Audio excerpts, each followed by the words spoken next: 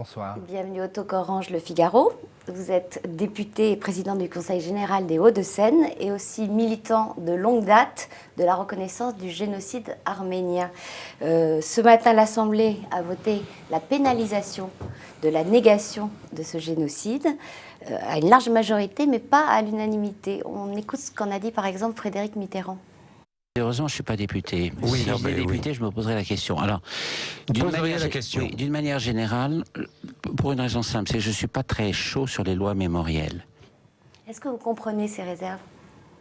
Enfin, je crois qu'il s'est surtout pris les pieds dans le tapis parce que c'est pas une loi mémorielle.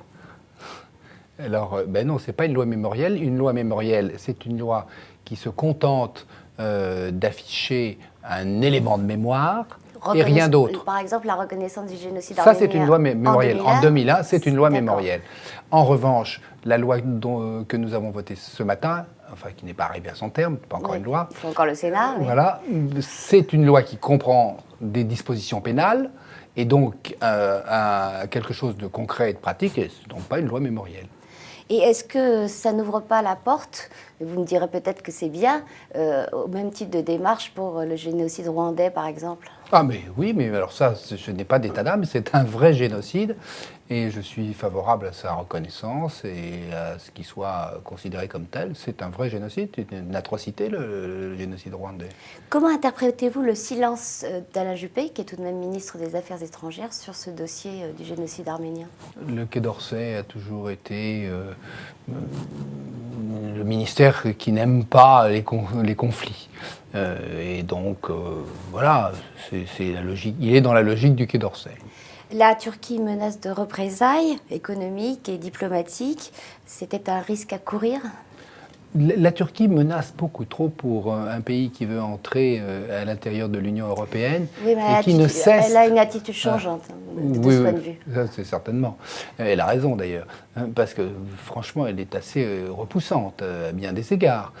C'est un pays qui menace tout le monde, qui a menacé Israël il y a peu de temps, qui a menacé Chypre et qui continue à menacer Chypre, qui s'oppose à ce qu'elle préside la Commission de l'Union européenne, enfin le Conseil des ministres de l'Union européenne, qui a menacé l'Irak d'invasion, l'Irak du Nord d'invasion, qui menace la Syrie de la même chose, qui a menacé la Grèce, qui a fait un blocus à l'égard de l'Arménie et qui ferme la frontière depuis des années, maintenant qui menace la France.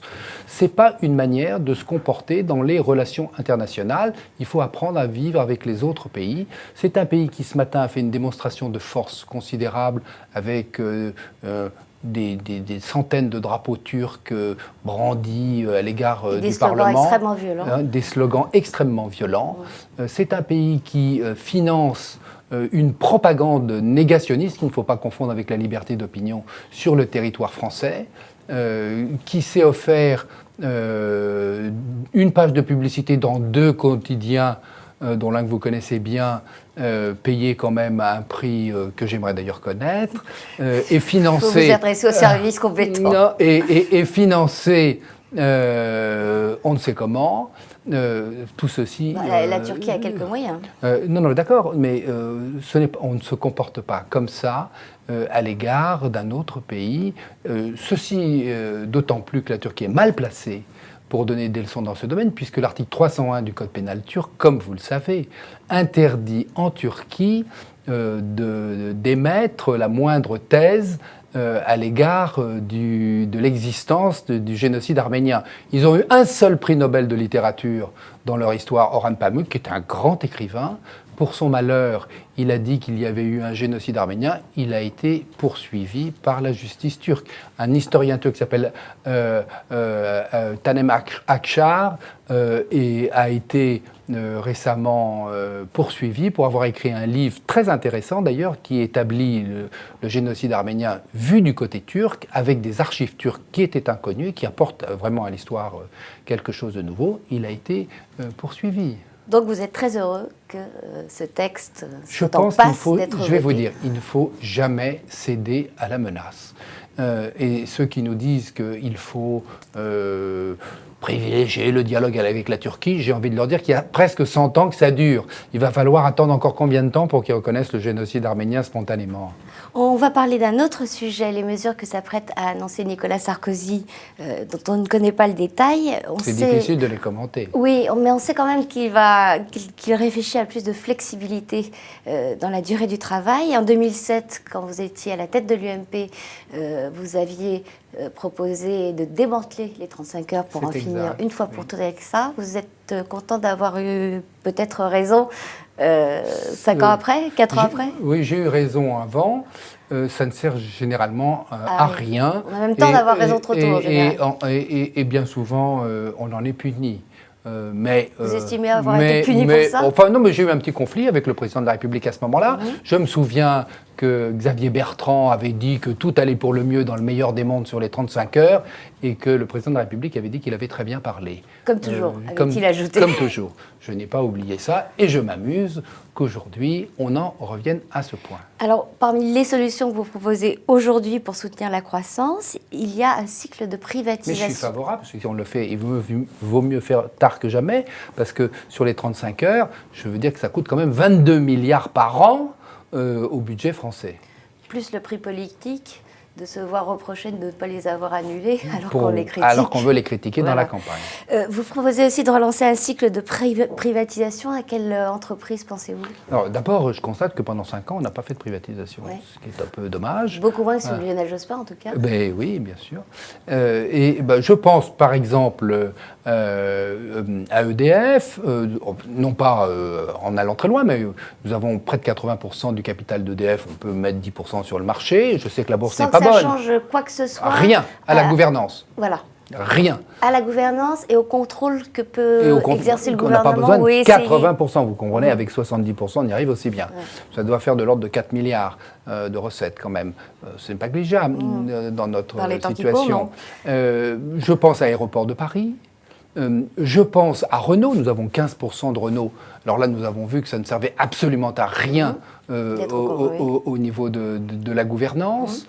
Je pense à la Caisse des dépôts et consignations qui détient un nombre de participations considérables dans un grand nombre d'entreprises. Je pense à France Télécom, dans lequel le FSI d'un côté, la Caisse des dépôts de l'autre, etc., détiennent la Caisse des dépôts ou l'APE détiennent une part considérable. Oui, donc la liste est longue. La liste est longue et il y a pas mal d'argent. À mon avis, il y a environ 35 milliards de privatisation à récupérer dans le délai d'un an. La bourse n'est pas bonne aujourd'hui. On peut espérer que dans l'année qui vient, elle va évoluer. En tous les cas, on peut le prévoir, on peut le budgéter.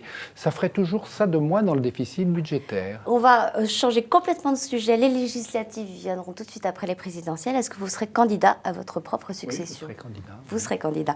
On parle aussi de la candidature de Jean Sarkozy à Courbevoie. À votre avis, est-ce que ça serait une bonne chose que le fils du président se présente? D'abord, c'est une chose qui se regarde après les élections présidentielles, malgré tout. Le temps est très court, ça se prépare avant. Oui, bien sûr. Enfin, ça se réfléchit avant. Alors, il faut savoir quel est ce qu'en pense le député sortant, déjà, parce qu'il faut mieux que ça soit consensuel et non pas conflictuel. Moi, j'ai entendu dire que Jacques Kossowski comptait se représenter, donc je ne suis pas sûr que votre information soit bonne. Je n'ai jamais entendu Jean Sarkozy dire qu'il souhaitait se présenter à Courbevoie. Ce ne serait pas la première fois qu'il y a un conflit entre un sortant et un jeune. Bien sûr, mais enfin, je n'ai rien entendu à ce sujet. Et est-ce que vous avez entendu dire que l'UMP allait investir un candidat aux législatives toujours contre Jean-Christophe Fromentin à Neuilly? Je n'ai pas entendu, mais il y a un président de la Fédération des Hauts-de-Seine, un peu discret d'ailleurs. Ah non, pas du tout. Pardon. C'est Jean-Jacques Guillet. Jean-Jacques Guillet. Vous voyez, à personne quel s'en point est il est encore vraiment aperçu. Non, c'est entièrement ma faute. C'est à lui qu'il faut poser la question. Puis au secrétaire départemental, Roger Carucci, s'y disait à divers moments que c'est le moment de nous éclairer.